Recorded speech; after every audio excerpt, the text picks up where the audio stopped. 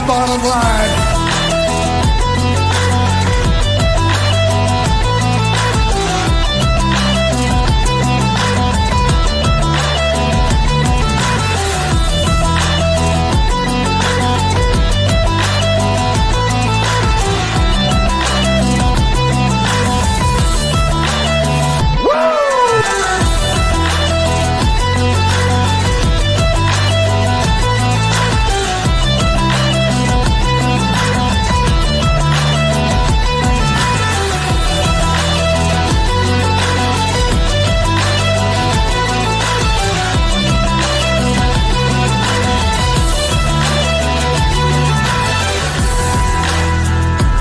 You want a war?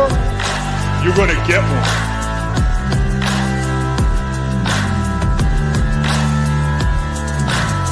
The cream will rise to the top, oh yeah.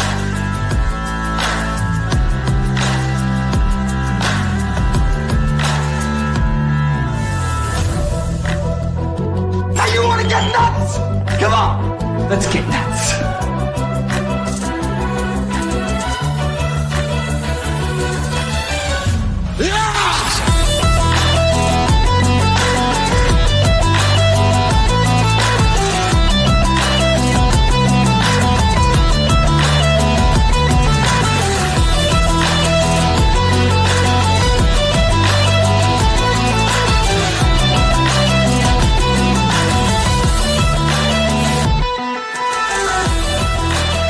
Hard work pays off.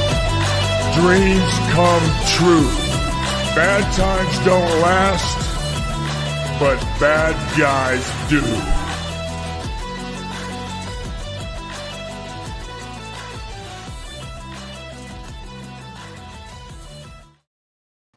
It's a special Sunday reveal for the CFP brackets, everybody. Happy college football playoff review, Brett. Look at that big smile on Brett's face. How mad are you? Let's go ahead and part the Red Sea, and let's bring it up here. The final brackets as revealed not too long ago. There it is. Where's the giant? Where's the giant A? Yeah, where's that? Where's that giant A at, Where's Brett? the giant A? I don't even know where they're playing in a bowl, and it really doesn't matter. Hey, wait. So I don't want to make this about a bashing Alabama session, but I do want to point out, can somebody point to me, other than a conference champion, where there is a 3-loss team? Ed, can you help me out on that? I'm looking really close at the screen here, trying to find where that 3-loss. There is one 3-loss team there, and it's sitting as the number 12 seed, conference in champion. the lower left corner, who will ever be Brett's least favorite team in the nation. I knew when that kicker jogged out on the field last night. I don't care if it had been a 75-yarder. You knew that ball was going through the uprights. I knew it too. I looked at my youngest son and I said, if he makes this, Alabama is toast. That's exactly what I said. And when Clemson had the big lead, I was fine. I was like, good, that'll work out either way, because there's no way they're going to put SMU in if they lose, because they haven't beat anyone all year. And their strength of schedule is a big pile of dung. But guess what? I was wrong. And there's two sides to every opinion. There's two sides to every coin. But I don't see any SEC team. Well, you've got one up there going north. You've got another team, Indiana, playing Notre Dame, and the only team they played this year they lost to. Let me see. Yeah, SMU's 0-2 against ranked teams. Oh, yeah, Clemson and Texas, that'll be a fantastic matchup. Give me Texas minus 24 at least in that one. Boise State. Wait. Take a breath. Take a breath. We don't want you to do the show in the first 5 minutes, Brett. We know you're like, just take a breath. Little woosah. Little woosah. This might be a show where I'm smoking during the show. Well, the committee was definitely they kind of put themselves in that position, Yes. but the committee really was in a spot. What are they going to do? Are they going to support strength of schedule and put Alabama in there? Or are they going and penalize a team that lost in the conference championship game, which opens a whole new can of worms because Right. SMU was in, and losing their conference championship game means they're out. Well, then what happens next year when you got half the teams that opt out of playing the conference championship to get in the national? Well, the other thing is their bizarre commitment to putting the Mountain West champion in there as a lock. In the 3-hole. In the freaking 3-hole. Why would they commit to putting that champion in there? Period. Like in the story. My question, this has been our question from the get-go about Boise State. Who on that list could you say you firmly believe Boise State beats? Like you got $10,000 and you're laying a wager and you're saying, okay, my $10,000 goes on this team. Who is it? SMU. Maybe. Indiana, maybe. Maybe. Like my gamble would probably go with, man, I can't even say Indiana because Indiana boat raced pretty much everybody else. And I don't see Boise State being the teams that Indiana lost to. I mean, so I can't even say that Boise State would beat Indiana. You know what's going to be funny is Penn State's going to beat SMU. And then they're going to go play Boise State, and we don't have the bowls. I don't know if it's a cotton or sugar or what it is, but Boise State's going to end up winning. I'm telling you. Well, Nick, I was watching the reveal, of course, and Nick Saban said it so perfectly. He said they screwed up from the start when they started with SMU inside at 8 or whatever, and they should have been, at 13 or 14. And that way they had to play their way into the playoffs. So if they win their conference championship, then they get in. Instead, just like Clemson did. Instead, they put them at 8. And if you put them at 8 and they lose the conference championship, they can't drop them out or everybody will refuse to play their conference championship. Hopefully the committee learns something from this year and this mess and understands that what needs to be fixed for next year. Just like Ed's been saying all along, just take the top 12 teams, rank them 1 to 12, and that's how you seed them. I saw something last night right after the end of the game. So I got on X and Facebook, started searching around, and I come across something last night, and I said, this tells you all you need to know. And I shared it on the Bottom Line page. And it was the betting odds that came out last night for Vegas on, who was favored to win a national champion. And I think I sent them to you, Ed. I don't know if you got them or not. It was a post by Brett Murphy. And I think Alabama was 6th in those odds. So we were ahead of 6 or 7 other teams, yet we're not in the playoffs. And like I said, it set such a dangerous precedent. And when me and Eric was going back and forth, and a lot of us was going back and forth for 4 or 5 weeks now, everybody kept screaming SEC bias. Well, it's not because they just like us rednecks down here and they think we're charming fellows. There's a reason for it. And then the SEC doesn't get the most teams in. And it's kind of like, well, do we the teams need to just leave the SEC that's got a brand like Alabama and Tennessee and just play an easier schedule and just it's so the problem is it's so perfect again because people are involved. You've got the smaller conference, people fighting for the smaller conferences, and then you've got the Alabama syndrome, similar to the Trump syndrome. Everybody's tired of them. Everybody freaks out if Alabama gets any favoritism, all that. But then when the people that actually do this for a living and bet on these games and set these odds, put Alabama at number 6, like I've said all year long, when we play our best, we're still a top 5 team. That really tells you all you need to know. The best teams are not in the playoff, but a lot of times they have not been. And I don't know if you go to 16 teams, we've talked about this division, 2 and 3 and all these other divisions have had a 16-team playoff forever, and it's worked. There again, you can go back on my statements a month ago where I said if we lose 3 games, we don't deserve to be in. So you've got that as well. But there again, when you look at who we've beat and our strength of schedule, and people are saying, hey, we don't know if Bama's getting in or not, but we're going to put them at 5th or 6th in the odds to win the championship. I mean, look. But Brett, I'll ask you this question. I agree with what you're saying there, and the strength of schedule is clear. But so they've set a dangerous precedent on this. But like Ed said, if they did drop SMU, and like Chad said, that they were up too far anyways, then that sets a dangerous precedent. It's always going to be a loser, and I know that nobody favors Alabama, and I get that. I totally get it.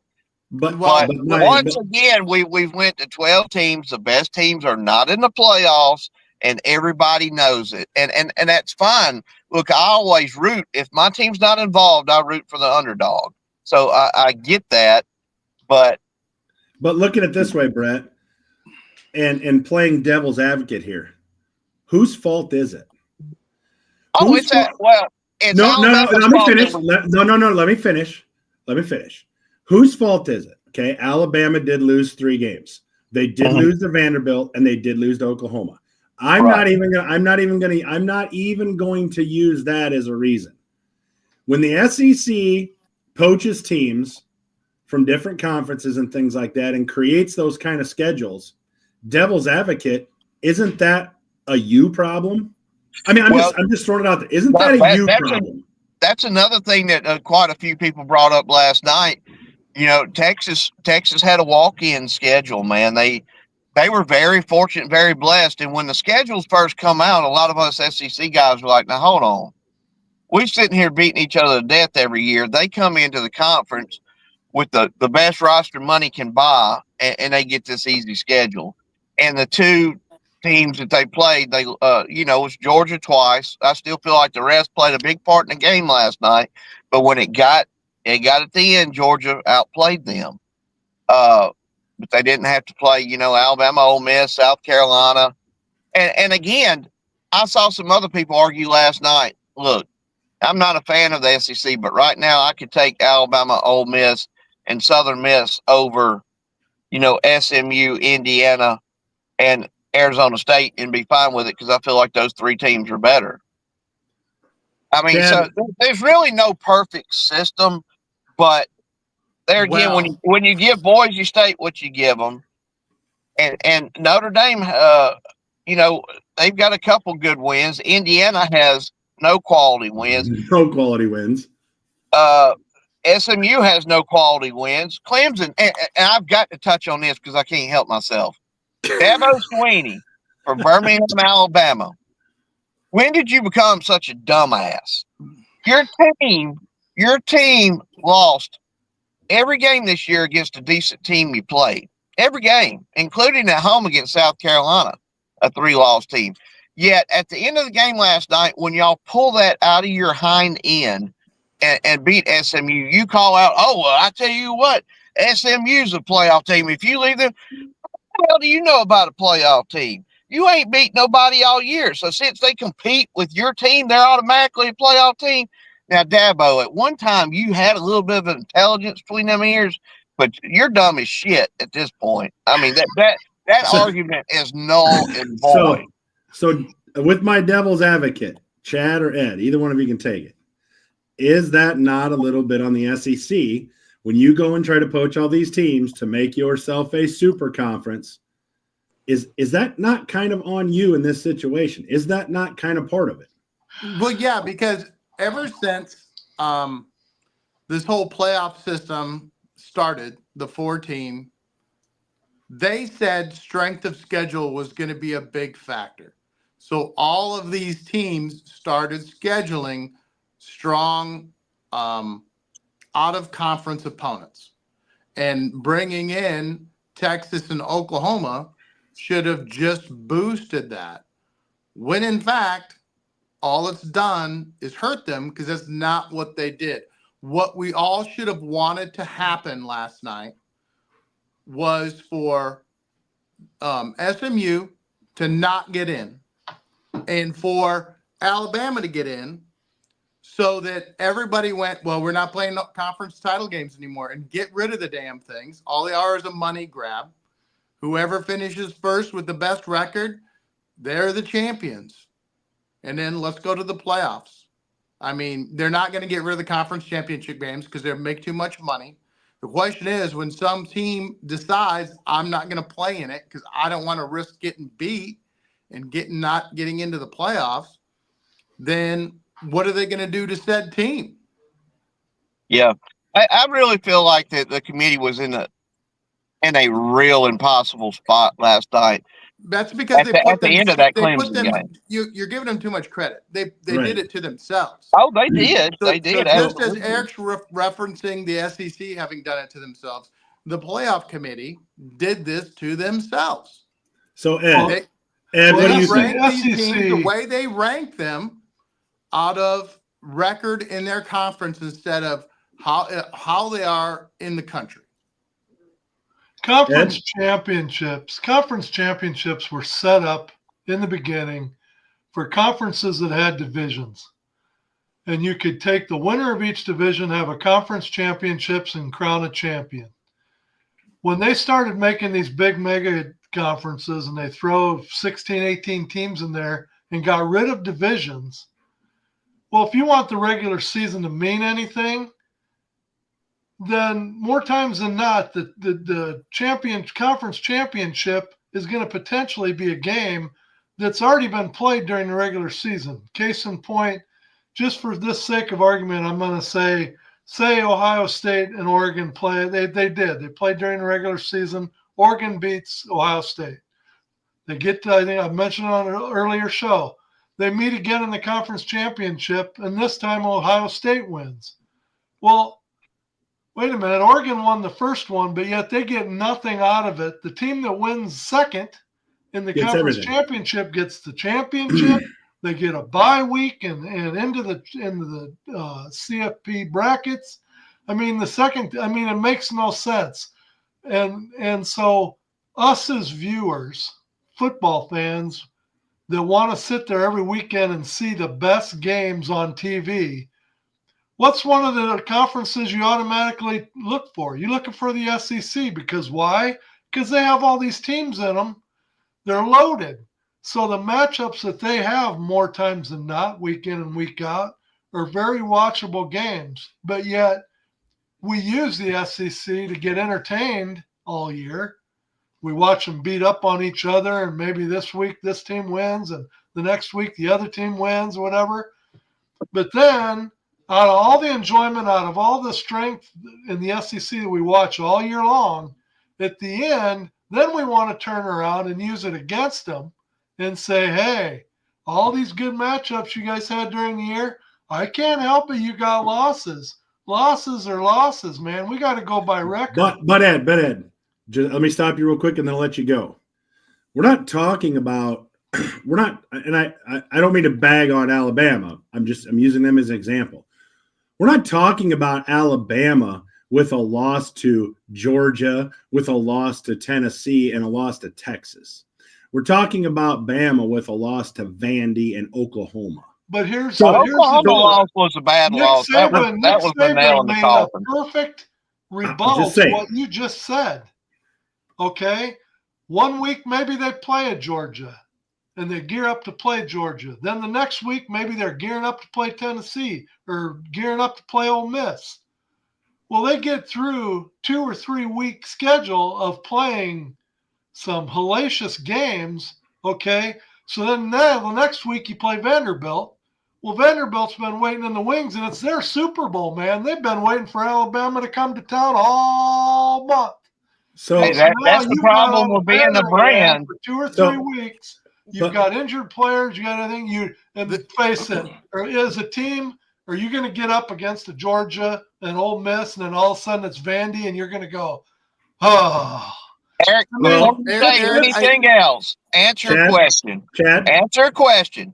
What would be Clemson, Arizona State, or SMU's record right now, and be honest about it, if they played in the SEC this season? You ain't got to answer it. Let's go on to the next subject. No, I get that, but go ahead, Chad. I don't want to interrupt. Go ahead. Do you get it?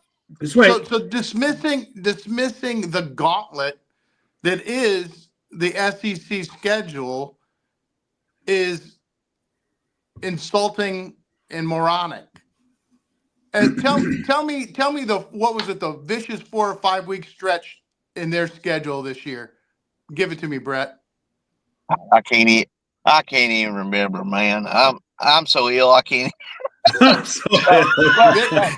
Between Georgia, LSU, Missouri, South Carolina, they played some insane 4 or 5 week stretch. I'm on my phone, so I can't pull it up. And yeah. But it's like, okay, well, so they fell off. What about beating Georgia and beating all these other big programs? Okay, they lost to Vandy and had a horrible loss to a terrible Oklahoma team. Yeah. Agreed. I'm not going to argue that. But look at the freaking teams that they beat. And look at this. They had to beat every single week. Bam, bam. They were playing a hammer every week.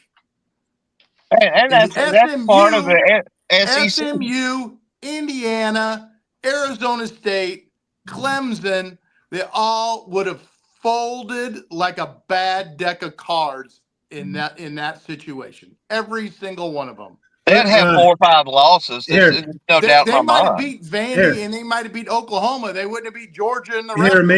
Maybe Michael Lathrop should be the several previous seasons. Bama didn't have any issues with getting up for the big games or lesser competition. Yeah. They took care of business. Sure. Not the case this season. Right. No, Michael's right. And that goes back to my point of saying we have nobody to blame but ourselves. But again, I would not, and I said this last week, I wouldn't have a problem with Ole Miss going above Alabama. I wouldn't, because I feel like they could possibly beat Alabama. We've got the same strength of schedule. We've got the same record. But when you start getting these, and no offense to SMU, they're not the Pony Express yet. I hope they do come back and become a power. I love for the parity, believe it or not. But I'm sorry, I've got 2 good eyes. I wear contacts. I got 20/20 vision. I've been watching football for 40 years. They're not one of the best teams. Neither is Clemson. Neither is Arizona State. Neither is Boise State. And neither, is Indiana. Really, they're probably better than the other teams I just mentioned. But we're not even close to having the best teams in the playoffs, which is fine. We knew before the season. It's exactly what I said it was. It's the NCAA basketball tournament, and you don't get a true national title because the best teams aren't in there. You're going to get what you're going to get, and that's what you're going to get. So my question would be: they turn football into NCAA basketball, and that's garbage. So my question for you would be this: Brett's question, because you threw out SMU, Arizona State, and I think Clemson. I could put damn near to every single one of those teams, and the only argument I can make for almost any one of those teams up there would be Oregon for your statement. Maybe Ohio State, but not this year's Ohio State. So my question is, then should it just be an SEC college playoff and call it good?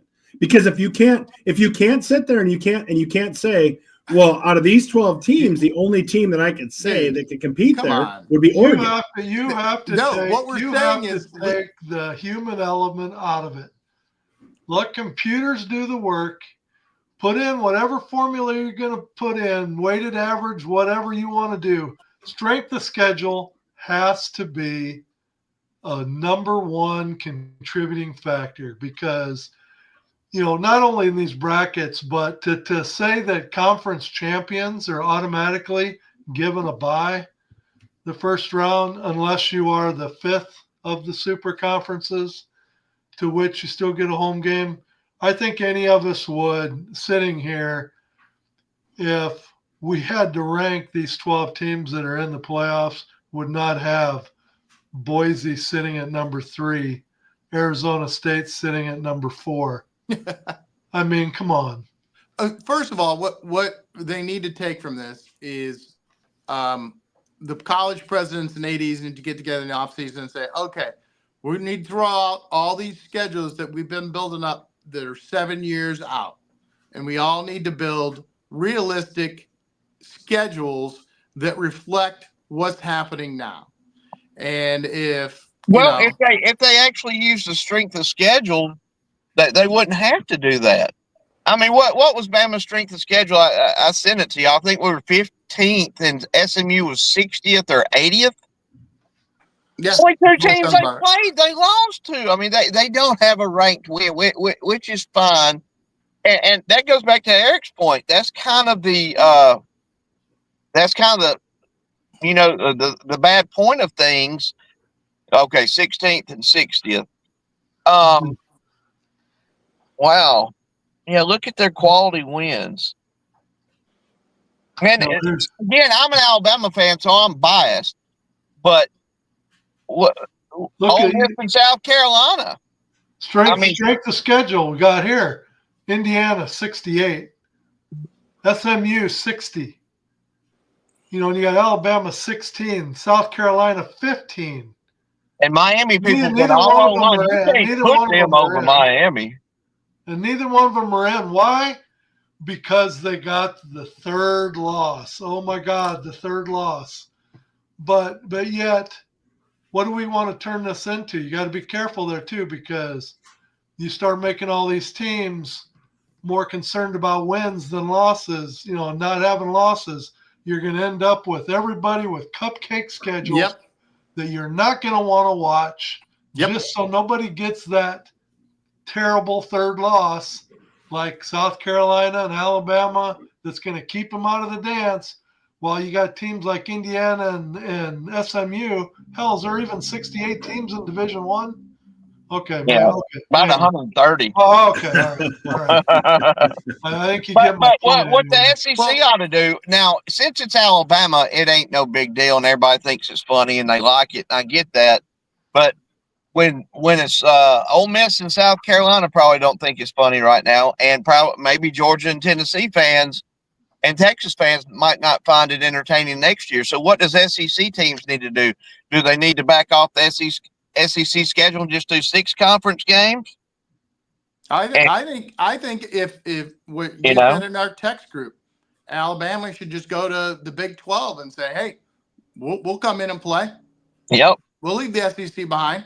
Yep. Or go to the Mountain West. Hell, it's pretty out there. We can go to the Mountain West. Mountain West is a power conference, don't you know? And by Boise State's metric, there should be some of those schools in the ACC and the Big 12 wanting to do the same thing. I mean, realistically, when you look at Boise State's role, because this is the thing. I think Ed and I were talking about this before we came on. When Boise State doesn't play anybody, naturally they're going to stay in the rankings. Teams ahead of them lose, and they just get by nature move up, and then they always hang there. The SMUs, I mean, they didn't play anybody, so they just naturally move up as teams lose and teams get behind them. So is it more of a ranking problem? I mean, we've already talked about the fact that when an Alabama loses, they get dropped 3 or 4 spots, and when whatever other team loses, they're dropped 7, 8 spots or even more. So there is a bias that way. But is it a legitimate bias? Schedule is because we're let me ask you a question, Eric. Yeah. Do you want Alabama in the Big 12 next year? I don't think Alabama goes undefeated in the Big 12 this year. You want Alabama and Ole Miss to move over to the Big 12 next year? I don't think Alabama goes undefeated in the Big 12. No chance. Okay. All right. Not this Alabama team. Okay. I honest to God believe that. All right. What do you think? And the bad thing, Alabama and Ole Miss going to the Big 12 next year. Who wins? Who comes in first and second in the Big 12 next year? it could be them. It might not be them. That's the thing. Who are you How gonna bet do you on? know? Who are you? How bet do you on? know? You have $10,000 to bet, like you gave me earlier. Who are you Because betting we got Here. eyes and we watch football. Here's a good comment for you. Okay, would they automatically win the Big 12? Bama got killed by a Big 12 team this year. So automatically saying that Bama walks into the Big 12 and it's a walkaway? Come on, man. Loss. Okay. That's one loss. That still gets them a first-round bye. Yep, still gets them a Nobody other than Alabama fan gonna have my side on this argument because they're just happy we're out. No. Listen, Brett. I'm not happy you're out. What I'm happy about is I'm not going to sit here and just 100%. It would be easy to bag on Notre Dame, even though because of John David, I should bag on Notre Dame, but I don't. Notre Dame gets to choose their own schedule and pick and go as they want. Okay, so That's not true. We've been over that. That's not true. They have to play 5 or 6 ACC games a year. That's not true. Right. But we've already alluded to the fact that the ACC was like picking and choosing your games. Anyway. Okay, well, it wasn't 5 years ago when they started doing that. No, but what I'm saying is if Notre Dame is that team, all right, and they're not in technically a conference, couldn't we hold that against them? They don't have to do what Bama does. They don't have to do what Ohio State does or Iowa State or whoever. They don't have to do that. I just wonder how much money passed hands to the NCAA and to the committee to where the Mountain West got an automatic bye. I know it. What in the hell is that? You know why? Here's another one. Because that's modern America. They have to be fair. Equity. Here's another comment. So we got a DEI football program. Brett, is he correct? Under this playoff format, yes. Let me put it this way: in the old playoff format, Nathan, strength of schedule played a big part, and I guess now that we've expanded to 12 teams, it doesn't play a bigger part. So yes, sir, it would assume that the Big Ten and the SEC screwed their schools and their teams, their members, while they continue to rake in all the cash. Again, it's all cash business, but now the SEC and Sankey will whine that we only had 3 teams in when we definitely have 5 or 6 teams good enough from what I've saw to be in. So, yeah, they have. What this could do as far as mega conferences go is it could piss off the mega conferences, and they're like, all right, we're done with the NCAA. We're done with this playoff system. We've said screwed that. us over. You put in Boise State. You put in SMU. You did all this crap. We're done. We're going to go do our own playoff, and you guys can all go pound sand. Realistically, what I think they should do. We're one step closer to that. It'll probably take another year or 2 of something like this to happen before it goes over to that point. I don't know if those teams are massive failures in this playoff. If they're like Ed says, they get their doors blown off in every game, and they're boring as hell, and they're not any fun to watch, and it's no competition, that's going to speed it along. So if you want that to happen, then you root for those teams to all get smoked. So we had the 4-team playoff before, correct? Right. Okay. The NCAA is not going to look at it like that, Chad, and I'll tell you why. Because according to how they have it set up now, we have how many more extra games? And if the scenario plays out like you're saying here, that the good teams are going to be the last 4 teams standing and it'll sort itself out, they're still going to get their 2 great games at the end and then their great national championship at the game after that. So nobody cares what I'm not talking. The conferences don't care. You're missing what I'm saying. You're talking about the NCAA. I am not. I'm talking about the Big Ten and the SEC.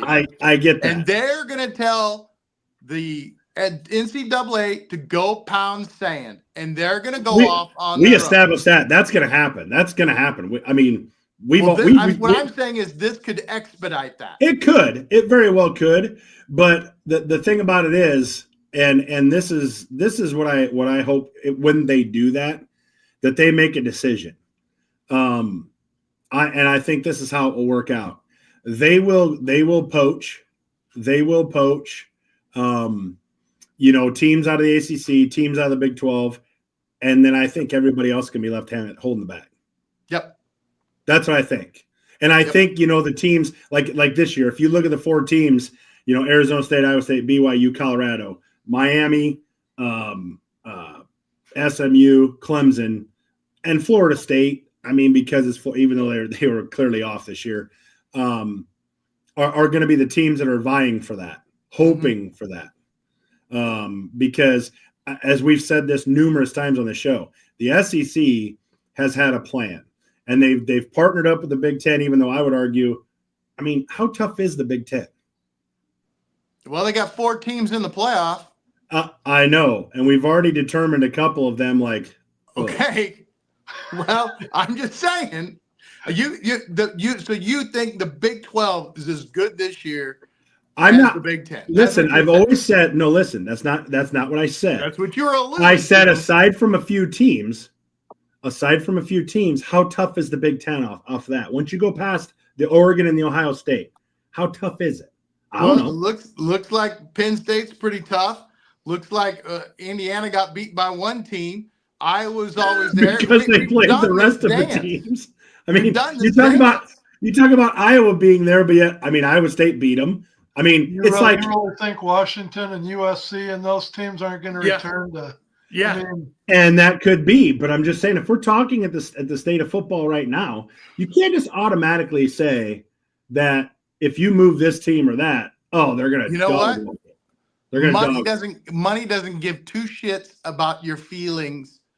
And they want to make their money. 100%. So they don't care about that. And that's why. And I am rooting for Iowa State to get into whatever post NCAA situation happens. So I hope they get in there. I hope Nebraska gets in there, but it don't look good for them to get in there. So what we all need to do is hope that they do it smart and they do it better than NCAA. And chances are that's going to happen because the NCAA is nothing but a pack of morons. And I think they've been money grabbers for years. We've said that at length on this show. The NCAA created this problem, not just the college football problem and all. They have taken all the money, and and to Brett's point, the SEC is clearly a premier conference, and they look at this and they say, we could be making how much more money when the NCAA is making billions, and we know it's $1 billion industry, but yet it's not exactly funneled the way that it should be. So, I mean, I think you're probably right, Chad. I think maybe not this year, but I think Brad said it. You give it another year or so, and if things kind of work the way that it has, it's going to happen. But the thing is, unfortunately for the SEC, do I think the Big Ten deserves 4 teams over the SEC? No. That was crime. But I also don't think think the Mountain West should have 1 team in it. I don't think the ACC should have a team in it, not one. And Arizona State maybe. I think that you could be right. Mostly be Big Ten and SEC. You can get pissed all you want, but that's the way it is. I could argue. I could argue SEC. If Alabama got in, you would have a lot of the other people whining and complaining. And once again, there's no perfect system. And I always go back to what Feinbaum said years ago, and it's just stuck with me because it makes sense about the 16-team playoff in Division II and Division III and whatever else It'd be easy. But you know, they've been doing it for 30 years. They could go to 24 teams. They're going to screw it up. Well, you're probably right on that. They're going to screw it up. Because then we'll have to have a MAC get, team in. Then we'll have to have a military team in. Then we'll have to have a team in Southwest California in. Yep. They'd have to have an American conference. They would get a bye. The winner of the American conference, the winner of if the NCAA, the Missouri Valley Conference they get it in. This is exactly where I think the NCAA screwed up. And Ed and I talked about this, and then Ed, I want to know what you think. If they would have went to the 16-team scenario, like the 2 and they all have except for the top dogs, you eliminate the not wanting to play in the conference games. So they're going to keep their conference championship games for their money grabs. Okay? Yeah. We get it. Those 8 teams, regardless of who they are 8 teams. If you feel the need to satisfy the highest ranking in the AP of the Mountain West, whatever, or what, MAC, whoever the hell it is, then that leaves you 7 teams, 7 open teams, and the first point of those 7 open teams is strength of schedule. You can weight it 60-40. I don't give a crap. Strength of schedule first, and then ranking second. Okay, if you use those 2 criteria, we would have our championship 8 and Boise State. Okay, who would be in under that scenario? Let's just play this scenario out. Who would be in under that scenario?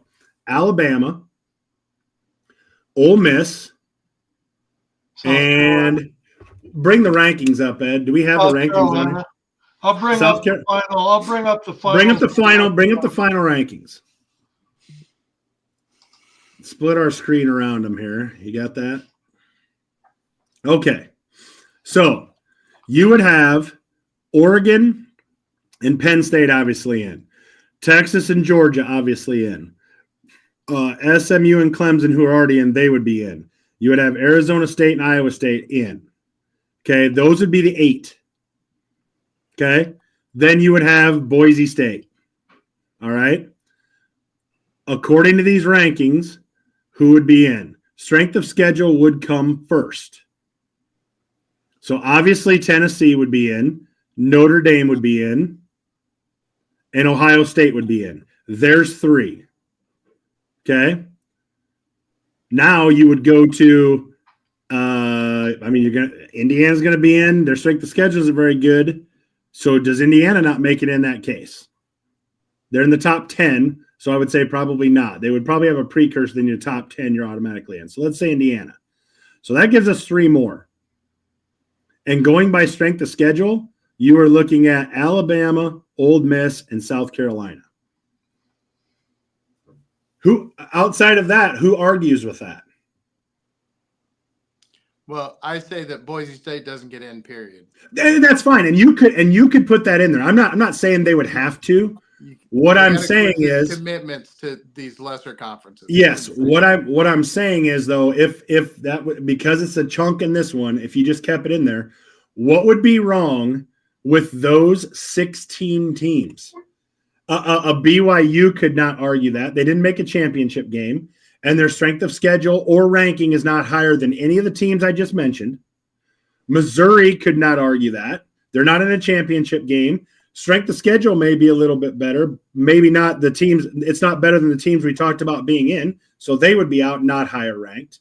I mean, if you use that scenario, 16 teams, 8 conference participants, championship games, whoever they are. If you want to throw out the automatic bid of that, that's fine. I don't care. I don't know how you can make an argument of those teams that I just left out. Could somebody make an argument for those teams that I just left out? Well, let me take off my Alabama. Let me take off my Alabama hat now, real quick. Now that I'm a fan, and honestly, I said this when we lost our 3rd game. I said, hey, we're out of it now. We can enjoy the playoffs. I'm a big football fan. You know, I'm huge into spring football. NFL. I love football. I'm putting my fan hat on. I'm going with Ed on this. What I'm worried about now is these matchups. I want to see good football games. What kind of game is Texas and Clemson going to be? I mean, what happens when Texas creams Clemson and then they go and play Arizona State and some of these other matchups? That's what I'm worried about. Are we going to get, like Ed said, a bunch of 45-10 games that nobody wants to watch? I mean, as a fan, I know everybody's laughing at Alabama, but that's not, as a fan, that's not what we want. But you are gonna games. You are gonna run that risk anytime, Brett. You just are. I mean, you're gonna run that risk of that potential. With some of the teams they put in, absolutely, with automatic bids and stuff like that. We've seen it. We've seen it with a 4 team. Yeah, we've seen boat races in the championship game, and it was just the 2 teams. Like, you always run that risk, But the problem is, there was no other than the 5, the 1, 2, 3, 4, and 12. They left it all up to interpretation, and you didn't really know how. You don't really know how strength of schedule figured in there. You didn't really know, like I said. Can anybody dispute what I just laid out? Can anybody make an argument for BYU, Missouri, UNLV, Illinois, the rest of the top 25? Can anybody make an argument for the 16-team playoff I just laid out? And then, going back to what Ed said, those 16 teams are in. There's no automatic this or automatic that. Now those teams are ranked 1 through 16. So even if an Indiana gets in because throughout the year, they have an 11-1 record. They played one good team and lost, whatever. Now, those 16 teams are ranked and put into the bracket. What would be wrong with that? How could they not make that work? It sounds good, but it used to be 2, and everybody said, "Oh, all we need is 4." And then we went to 4, and then, oh my God, not 4. I mean, if we get to 12, oh my God, you put in 12, there's never a question. So here we are, year 1, and we're already saying, well, now if you put it to 16, then there's never going to be an issue. See, so then next year it's going to be the teams 17 and 18 are going to be griping. Everybody's going to say, you know what? Let's go to a 32. And we're never going to. I mean, it's never. You just NCAA basketball. You have to plug in something in today's world with computers. There has to be a way where strength of schedule, everything, you can put in a formula that doesn't even take into account wins or losses. So you don't have to worry about cupcake schedules, but you can put in something to where when the rankings come out, computer shoots out the rankings every week. It is what it is. 1 through whatever. If it's 12 teams, it's 1 through 12. Sorry, 13, you're out. I mean, pull the bracket back up, Ed. I'm already thinking Penn State and SMU is in that first game, and the winner of that game plays Boise State. I mean, you look at does anybody think that somebody's going to come out of that bracket and make it to the championship game? Look at Oregon. Oregon is the number 1 seed in the tournament. They're supposed to get the least favorable matchup. Yep. Right. They get the winner of Ohio State and Tennessee. Yeah. Well, thank you for giving me the number 1 seed. Right. I mean, we're 13-0, and here's our parting gift. See, and that's another thing. Texas, so you're not smiling if you're Texas?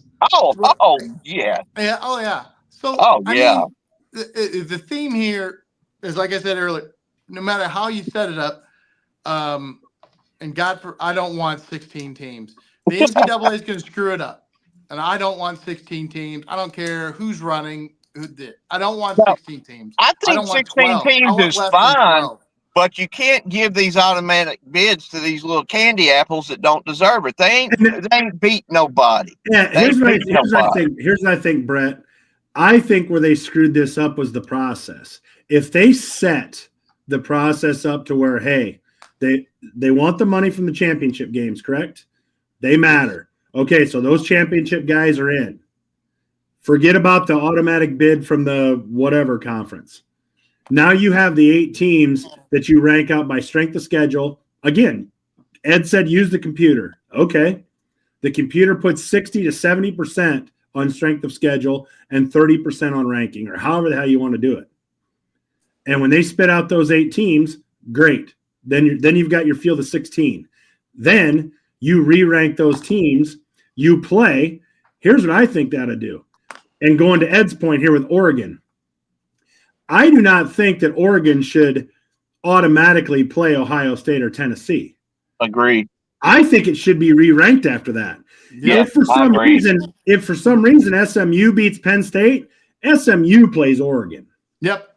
Yeah, I agree totally. I mean, look, Oregon should be right there where Boise the State smartest thing is. you've said in this show yet, Eric. Well, I mean, I'm just saying, it's the NFL does it. The NFL does it. Yeah. That's exactly what needs to happen. My fantasy football league does that.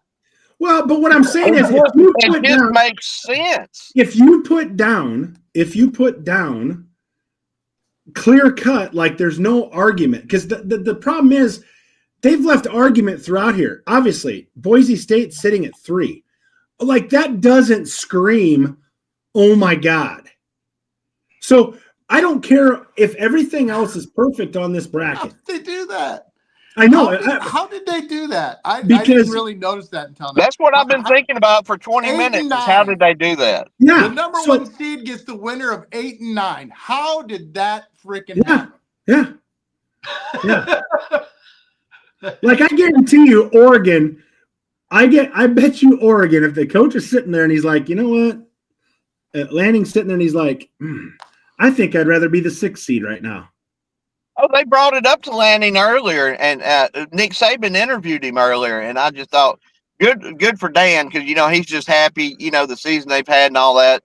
But the thing I shared last night, knowing that Alabama was going to get left out, they showed a video of all the men and women watching the games. Right, had all the TVs, they were watching the game, and the caption was, "There's no beer, there's no chip and dip.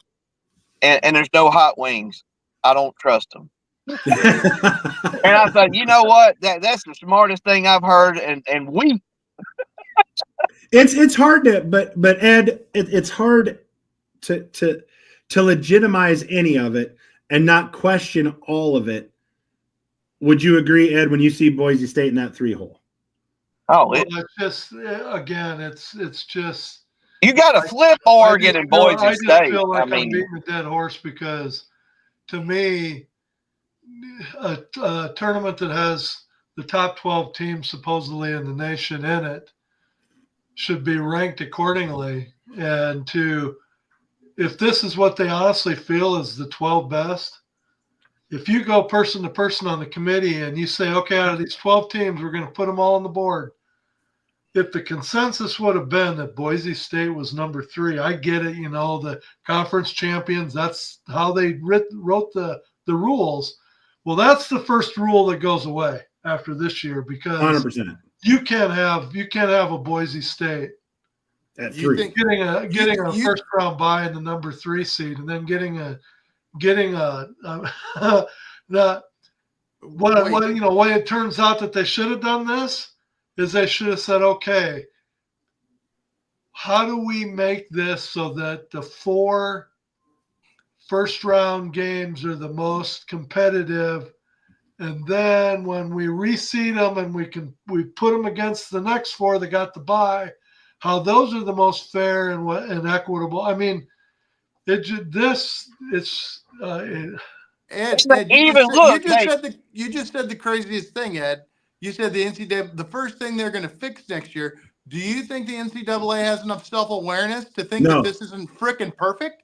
No. Oh, everybody's talking about it. We did a great job. It's all the buzz. Everybody, bad press and everybody talking is great for us. They're going to do the same thing. They're not going to fix this. No. Are you kidding me? They're going to ride this pony into 2025. And they even screwed up the South Bend deals. Like, man, SEC team going up to South Bend would have been great, whether it's Alabama or not. They even screwed that up. Yep. For a special weather game where an SEC team, can they play in the cold weather? No, let's throw Indiana. They're not used to playing in that cold weather. In Yeah. the same state. They screwed up everything. Well, the only one is Tennessee. I mean, going to Ohio State. Yeah, that's it. Well, I mean, we're looking forward to that one, but Well, SMU going to Pennsylvania. Penn State, that'll be That'll be cool. yeah, that'll be something. But I mean, I just think that Ed's right about throw out the conference champions having the automatic buys and stuff. Again, the Mountain West. Somebody tell me. I mean, My little redneck ass didn't even know they had a conference. And they do an automatic bid. They haven't beat Where's anybody. Montana State and all this? Do you know what's funny? In here? It was rumored. It's rumored, and maybe it's true. I don't know, but I had read an article or something where Boise State is potentially going to the Pac-12. Do you think after this year Boise State's going to want to leave the Mountain West? No. Well, I've been saying for years. Depends on how much money. If Boise State wanted to actually be a top-notch program, because they have an opportunity to be. They really do. They're really good. If they would join an actual legitimate conference, if they should have joined the Pac-12, Pac-14 6 years ago. Or the they Big 12. refused to do when it. Texas and Oklahoma was there, but they refused. Yeah. Yeah. They There was could've talk went of to the Boise Big State. 12. Yeah. They've had plenty of opportunities, and they just want to stay in their Mountain West so they can play all their little PUD teams, and so they can come out looking like, oh, wow, look at Boise State. They're 11-1. They're 12-0. Okay. They beat Well- Wyoming 17-13 last game of the year, Chad. I don't think you're giving them credit. Morningside College, they went Yes. 10-0. Put them in there. ESPN needs to get Booger McFarland off the panel. That's all I can do No. not to go after him on X, because every year you go back for the last 6 years. He's an LSU, ex-LSU player. He totally hates Alabama. Hell, if you could, he would put in Vanderbilt. He could justify putting Vanderbilt over Alabama. Don't matter they lost 6 games, they beat Alabama. I mean, he is Booger. Booger is his name. He's a booger. He's horrible. After the big reveal, they go to him first, and they want to know his impression. And his impression is the committee got this right. I'm looking at it and I'm thinking, Because as long as Alabama, the team that curb stomps us every year, isn't in, then they got it right. In what 12th dimension is this right? I mean, okay. I'll go out on the limb here. Booger was a defensive lineman. He did not work at NASA. If I'm going to rank these teams out, and you guys tell me where I get them right and where I get them wrong, and then let's see where our matchups come out. So my top team, and don't stop me till I'm done because I'm here. just remember how quick I did it last time. So let's not waste No, I'm writing them down, and then I'm writing them down right now, and then I'll read them to you, and then you'll know. Everybody do it. Wait a minute. Here's what I'm going to do while you're writing them down. We're going to get a word from our sponsor. There you go. Jeopardy. Jeopardy We'll music. get a word from our sponsor. That'll give you about as much time as it took me to do mine. Yeah, that'll be enough.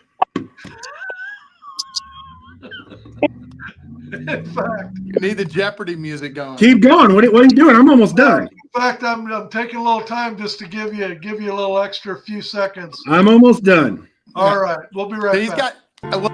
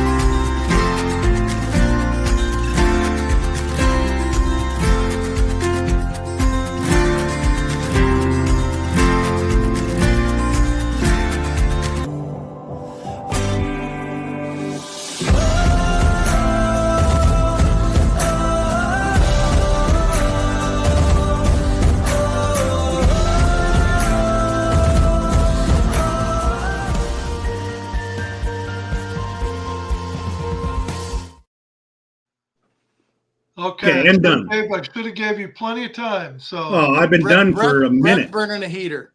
I got to enjoy the Wild Sun commercial. So do you want me to leave this up, Eric? Yep, leave it up. Yes, leave it I up. am. Leave it up, and I will give you the order that I believe they're in. I'm not saying these are right. It just this is how I feel it is.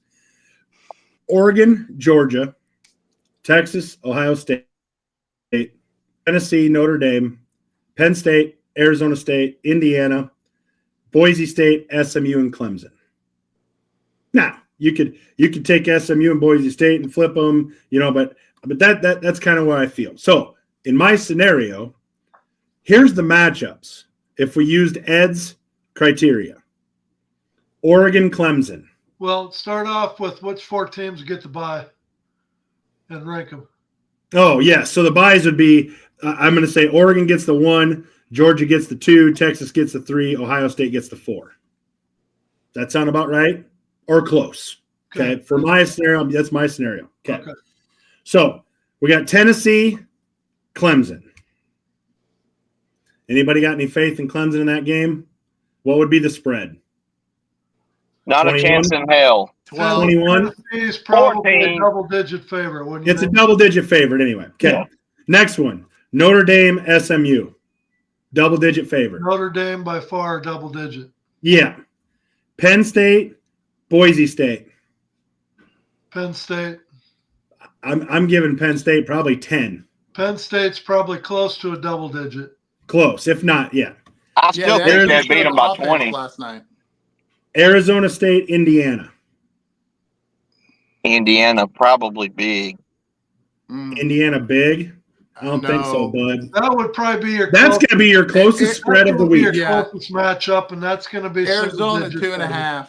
I'd say Arizona 2.5. That Scatterbo is a dude, man. He's a dude. Hey, that's what I said a month ago, man. He's the real deal. So Okay, so what's of that? those first 4 games using Ed's scenario, there's only one that we agree would have a spread, if not double digits close, under that, and that's the Arizona-Indiana game. So then let's go through it. So we're assuming Tennessee wins. So then we should have in this scenario Tennessee going to Ohio State.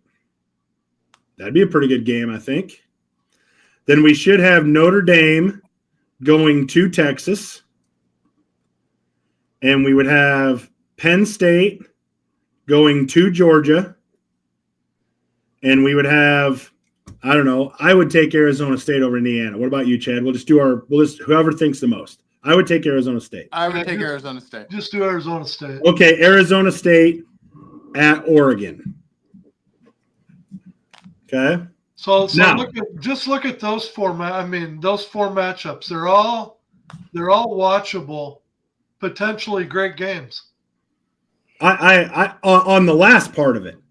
The first part of it, not so much. Yeah, the first part, not so much. Yeah. Hey, I hate to interrupt you guys. I just got notified Georgia's quarterback is out for the year.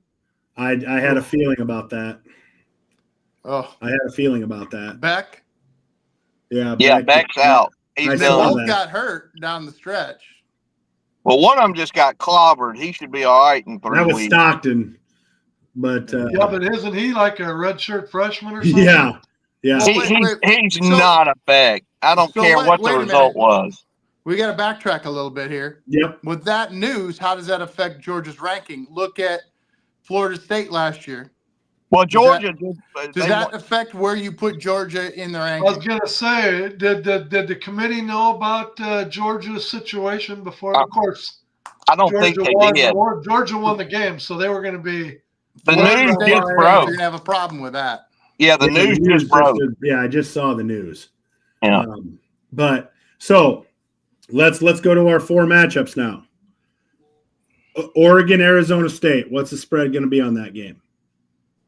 Uh, I think that would still be Oregon by 12.5. close. Yeah, Okay, that's so still we're close. saying somewhere around 12. Penn State, Georgia. Georgia. Well, Georgia. With the backup quarterback, I maybe 6. Yeah. So 6. Notre Dame, Texas. what, 6, 7? Yeah, Texas by 6.5. Okay, we'll say 6.5 to make it easy. Ohio State, Tennessee. 3? I'd say that's probably your slimmest of. Who do you got, Tennessee or Ohio State? I'm taking Tennessee, I'm taking Tennessee. I'm taking Tennessee. but let's just say 3, and let's just give it to Ohio State. It doesn't matter. Okay, so I think we probably would believe that Oregon would win, and then who do we got consistently? I would take Georgia over Penn State. What about you? Even with Stockton, Stockton looked pretty good when he came in that second half. Okay, really well, it's did. different. It's different when the defense is getting ready for you. I get it, but I'm still taking Georgia. I'll take Penn State. Okay, what about you, Chad? Right now, guys. Brett. Right now, guys, I just looked. Tennessee and Ohio State do play. So now in their game, Vegas odds, they have Ohio State as 7.5-point favorites. Whoa! Well, Ohio I'd take State's it. State's at home, but in the second round, it would be a neutral site. Yes, Yeah, true. we're just going by ours. I'm just But going by ours. That's a big point swing. I That don't is. think Ohio State, Tennessee's defensive front's probably best or second best in the nation. Ohio State's going to have a problem in that game. Correct. So we got Oregon. All right. And I've got Georgia. Chad's got Penn State. Who do you have, Brett? Georgia in a nail biter, real close. Georgia. What about you, Ed? Georgia against Penn State? Yep. I got Georgia. Okay, so we're going to take Georgia. Texas and Notre Dame. Who you got, Ed? These are all hypothetical, of course, but I love these matchups. Neutral site. Neutral site. Texas, Notre Dame. Neutral. Because they're all going to be down south. I'll go with Texas. Texas. What about you, Brett? Texas by 3 or 4. Yeah, Chad? give me the horns. I would actually, God dang, man. Well, it doesn't matter what I think. I would actually take Notre Dame, but we're going to go with Texas. Ohio State, Tennessee. Neutral site, not at Ohio State. Neutral site in our scenario. Taking Tennessee. I'm taking Tennessee. Okay. Tennessee. So then, if we rank it out, how one, so it would be Oregon, Tennessee, and it would be for the third time Georgia, Texas. What are the point spreads on those? Oregon, Tennessee. No more Oregon by about 3 or 4. Yeah. Oregon 3. And Georgia 3 on Texas. Okay, who we got? I'm sorry, third time's a charm. Especially with Georgia having the a lot went against Texas last night with the missed field goals. Georgia kept fumbling, kept recovering.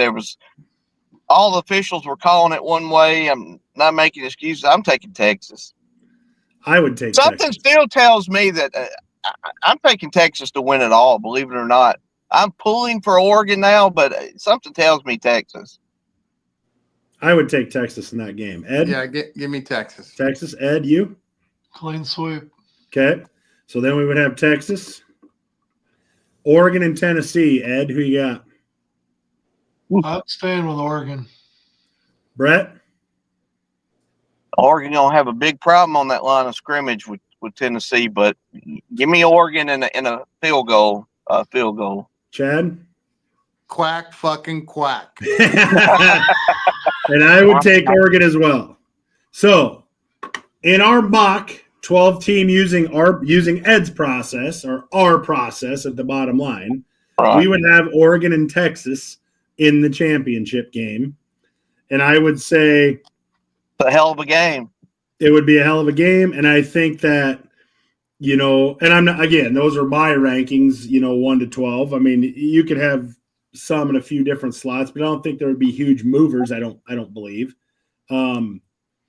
So, but again, but again, since we did our hypothetical brackets, hell of a lot better games to watch. Yeah. Well, I mean, every game that's going to be on, I'd be right there watching, man. But yeah, why is that? agree. Why is that, Ed? Why is that? Because we re-ranked them. Right. You re-rank them. You make sure conference champions. Yes, you make sure that you rank them not by conference championship automatic bye. We just rank them, and then we do the rankings where, hey, if SMU happens to beat Penn State, well, SMU's going to Oregon. They're not going to frickin' with Boise State on some neutral site. Why does one have to be related to the other?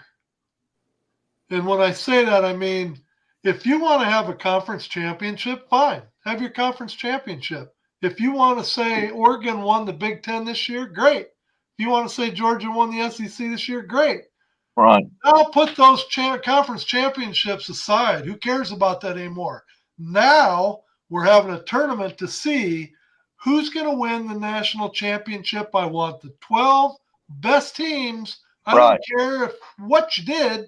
I want the 12 best teams to go for the national championship. Why does the conference championship have to have anything to do with getting the 12 best teams in the tournament? That's where they screwed up from the very beginning. But there again, say if we all thought in a perfect world that these are the 12 best teams, right, that we're looking at on this bracket, they still screwed up with how they ranked them. How they. No, I mean, look at the right side of this bracket now, especially with Georgia having a backup quarterback. I mean, there's 3 teams on the left side of the bracket that I think stronger right now. But I know, but listen, Brett, here's the problem with your argument, Ed. Here it is right here. Miami's in, according to your theory. Boise State. Again, Indiana.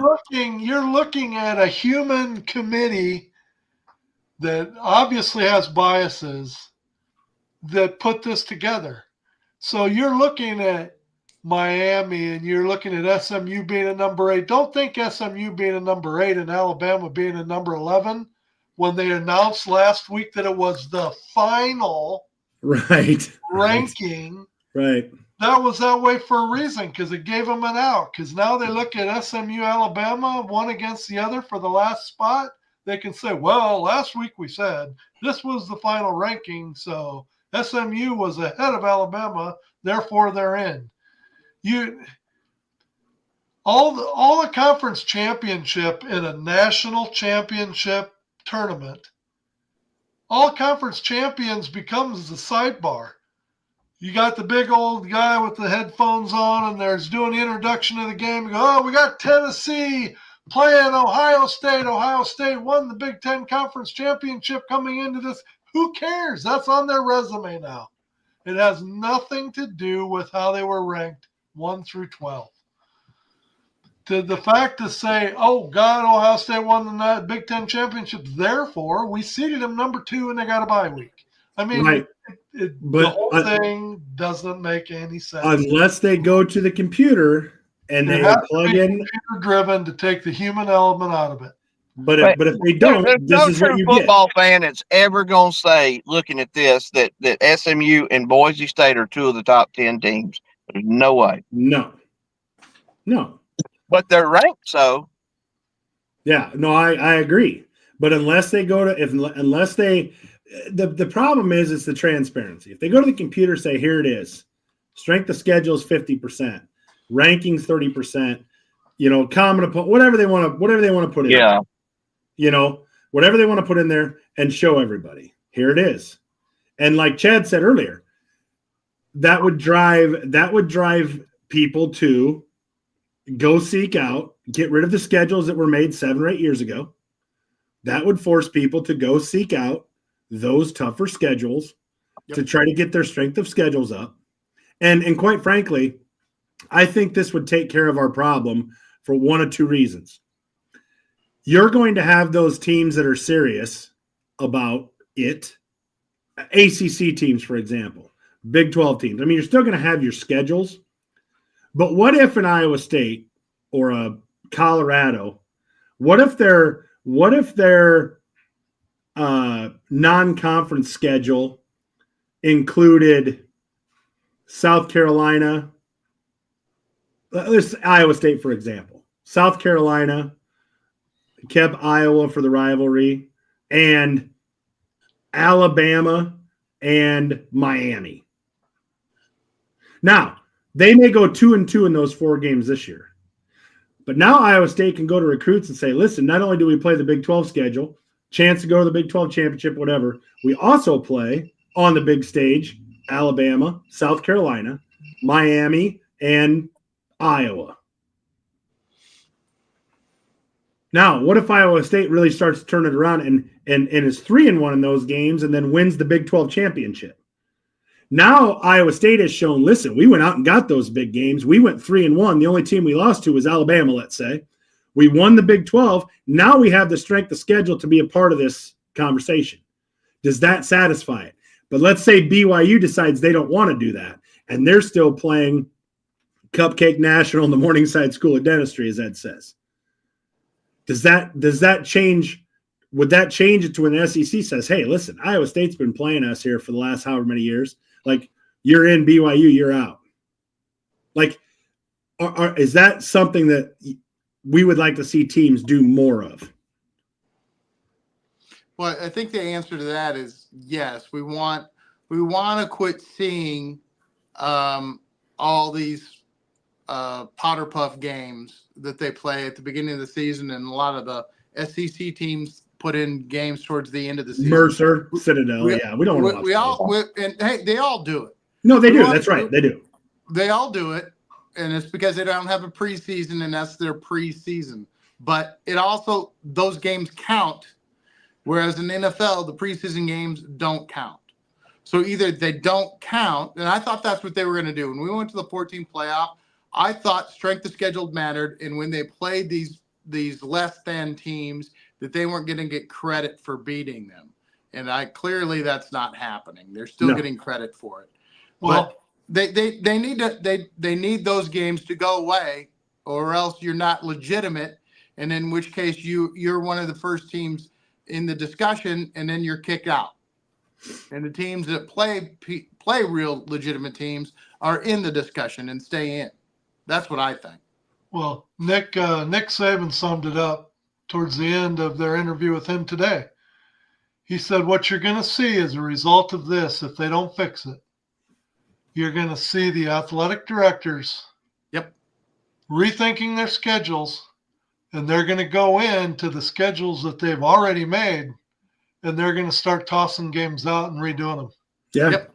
Because if they're going to put so much weight on win-loss, then they're going to change their schedules, and the only ones that suffer is you and I that get to watch these games on TV that we don't want to see, that we can go out and scoop our driveway, or we can go mow the yard, because by halftime they're not even watchable anymore.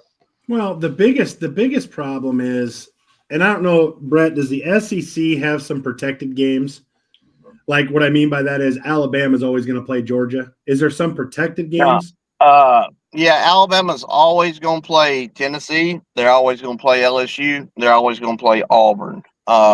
Each team has their protected games. Okay. The problem, and again, I'm not saying it's the same, but the problem, like with the Big 12, for example, none of the teams that materialized as the top 4 teams, I think BYU and Arizona State were the only ones to play each other. Yeah.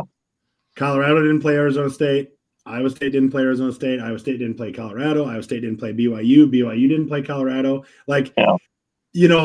So, I don't know what you do about those things. Well, see, it's just like Texas and Oklahoma. The only protected games I know that they have is Texas and Oklahoma now that they're in the SEC. Well, I think A&M is going to be a protected game for them. Oh, yeah. A&M. Then Missouri will probably be a protected game for both. But see, I look at that and I say, okay, so Texas is protecting Oklahoma, A&M, and Missouri. Alabama has protected games against Georgia, Tennessee, and LSU every year. It's Tennessee, LSU, and Auburn. No, I'm serious. That'd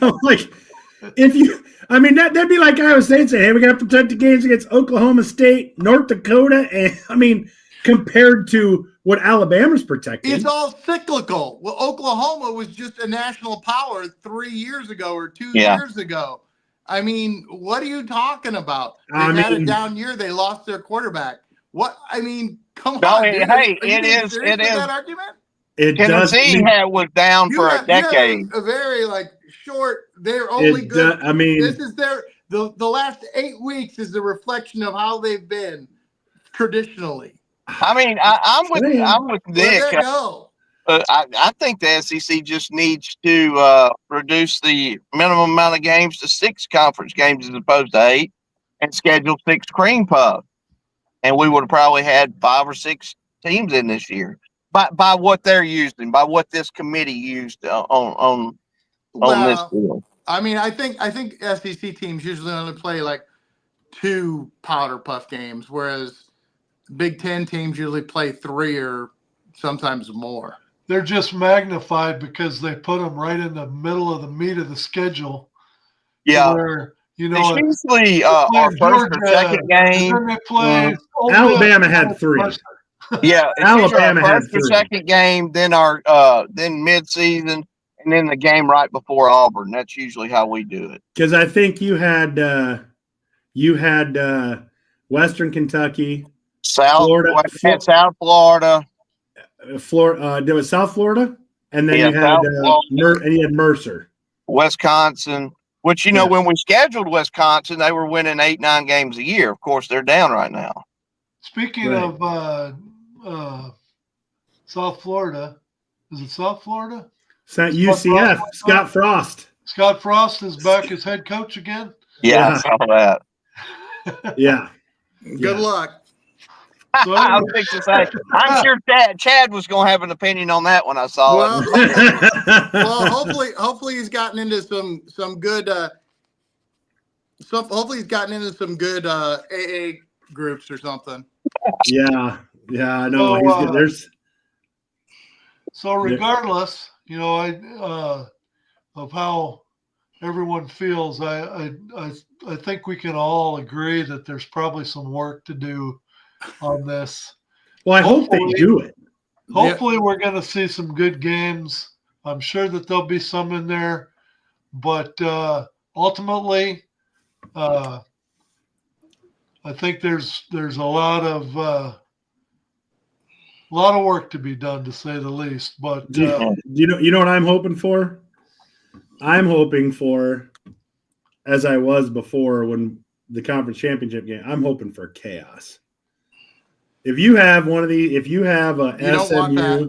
you don't want Boise State. I don't want chaos. I want the Blue because Bloods that's just going to encourage the NCAA to keep this mess we've discussed for the last hour and a half. I know. I want the Blue Bloods just completely trounce. I want those teams to get run out of the stadium so fast that the hires on the bus are on fire.